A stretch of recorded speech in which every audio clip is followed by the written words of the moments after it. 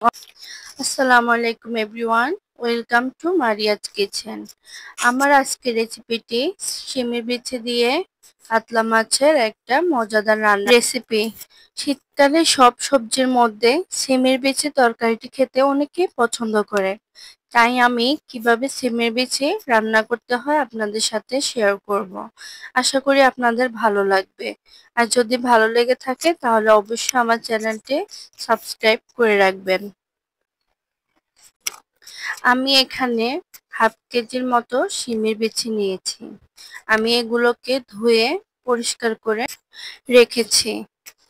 আমি শিমের বিচিটাকে কাতল মাছ দিয়ে রান্না করব, তাই আমি কাতল মাছ নিয়েছি। মাছটাকে খুব ভালোভাবে পরিষ্কার করে নিয়েছি। এরপর আমি এখানে হাফ চা চামচ হলুদের গুঁড়ো দিচ্ছি, হাফ চা চামচ মরিচের গুঁড়ো দিয়ে দিচ্ছি, হাফ চা চামচ লবণ দিয়েছি। এখন আমি এগুলোকে খুব ভালো করে মেখে নিব।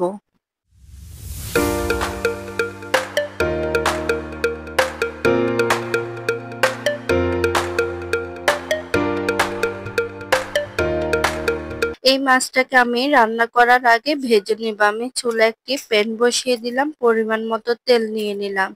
এখন আমি মাছটাকে দিয়ে দিচ্ছি।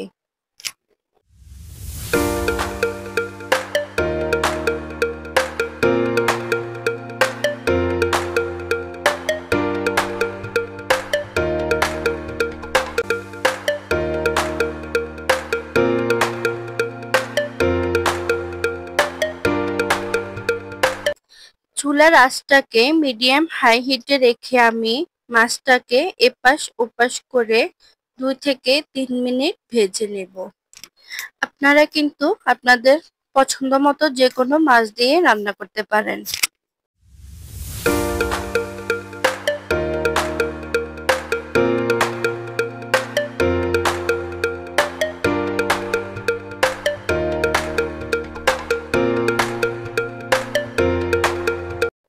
তো আমার মাছটা কিন্তু ভাজা হয়ে গিয়েছে। এখন আমি মাছটাকে তুলে নিব।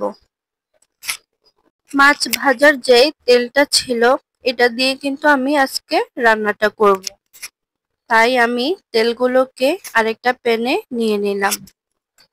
এখন আমি দিয়ে দিচ্ছি হাফ কাপ পেঁয়াজ কুচি। এখন আমি এই পেঁয়াজটাকে তেলের মধ্যে কিছুক্ষণ ভেজে সফট করে নেব। আমি পেঁয়াজটাকে বেশি লালচে করব না।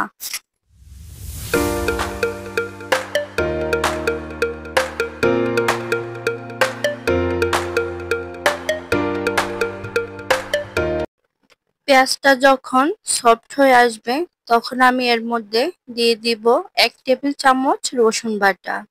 এখন আমি তেল পেঁয়াজের সাথে রসুনটাকে কিছুক্ষণ ভেজে নেব।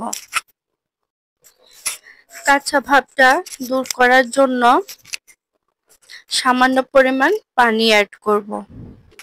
তারপর 2 থেকে 3 মিনিটের মতো মশলাটাকে কষিয়ে নেব।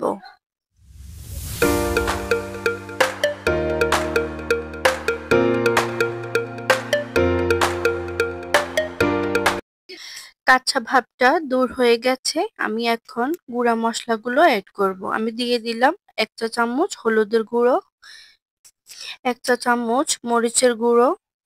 ঝালটা আপনাদের পছন্দ মতো বাড়িয়ে কমিয়ে নিতে পারবেন। এখন আমি দিয়ে দিব 1 টেবিল চামচের মতো লবণ। সবকিছু ভালো করে নেড়েচেড়ে মিশিয়ে দিচ্ছি। আমি এখানে সামান্য পরিমাণ পানি অ্যাড করব মশলাটাকে 2 থেকে 3 মিনিটের মতো কষানোর জন্য।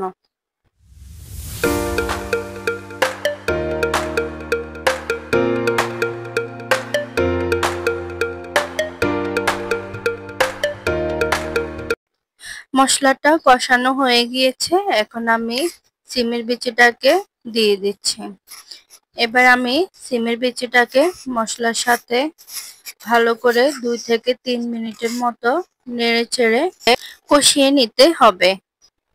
এরপর একটা ঢাকনা দিয়ে ঢেকে রাখছি আরো 2 থেকে 3 মিনিটের মতো।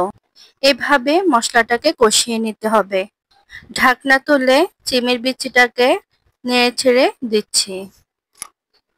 শিমের বিচিটা কষানো হয়ে গিয়েছে। এবার আমি শিমের বিচিটাকে সেদ্ধ করার জন্য এখানে আমি 2 থেকে 3 কাপের মতো পানি দিয়ে দিচ্ছি। এবার ঢাকনা দিয়ে ঢেকে দিচ্ছি ভালো করে বলক আসার জন্য। এখন ঢাকনাটা তুলে দিয়ে দিচ্ছি ভেজে রাখা মাছগুলো।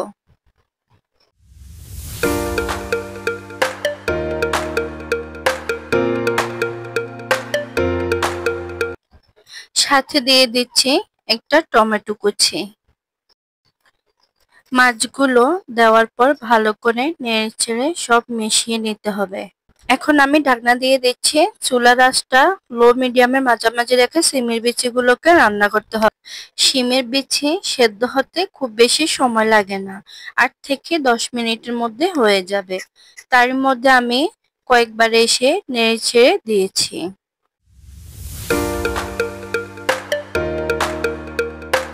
শিমের বিচিটা রান্না করা হয়ে গিয়েছে। আমি এখানে কিছু ধনে কুচি অ্যাড করেছি। আমি এখন এখানে দেওয়ার জন্য একটা বাগার তৈরি করব। আমি একটা কড়াই বসিয়ে দিলাম, কিছুটা পেঁয়াজ কুচি দিয়ে দিলাম। আপনারা চাইলে রসুন দিয়েও করতে পারেন।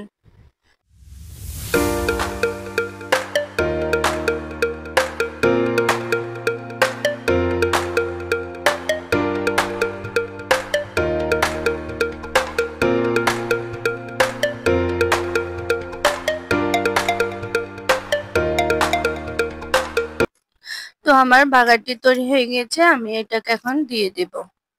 রেসিপিটি যদি ভালো লেগে থাকে অবশ্যই আমার চ্যানেলটি সাবস্ক্রাইব করে রাখবেন।